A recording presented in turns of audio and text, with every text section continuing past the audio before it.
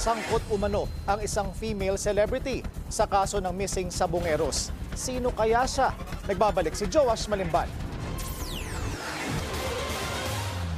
Usap-usapan ngayon sa social media kung sino ang umano'y alpha female celebrity na sangkot sa pagmamastermind ng missing sabongeros.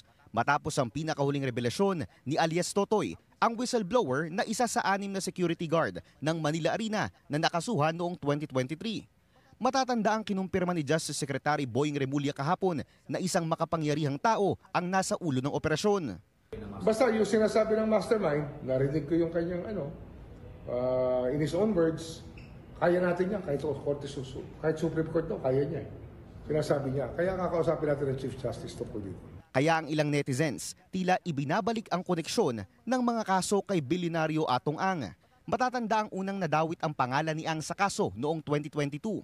Inimbitahan si Ang sa Senate inquiry ng missing sabongeros matapos madiskubre ng mga otoridad na 6 sa 8 major cases ng nawawalang sabongero nangyari sa mga arena na nasa ilalim ng Lucky 8 Star Quest, isang kumpanyang pagmamay-ari ni Ang.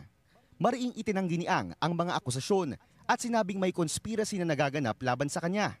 Kasabay ng pinakahuling revelasyon ni alias Totoy, muling lumutang ang 2022 video ni Gretchen Barreto.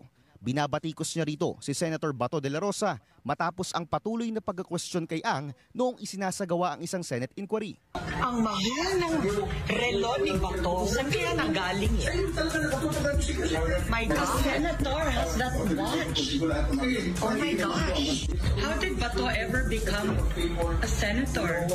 Tingnan mo yung line of questioning niya. Kailangan talaga lawyer ang mga nakaupo. Wala mang naging public confirmation, matatanda ang ilang beses nang nalink si Ang at si Barreto dahil maraming beses silang nakikitang magkasama sa publiko. Sinubukan ng Billionaire News Channel na kunin ang panig ni Ang at Barreto pero wala pa itong sagot sa ngayon. Para sa Agenda, Joash Malimban, Billionaire News Channel.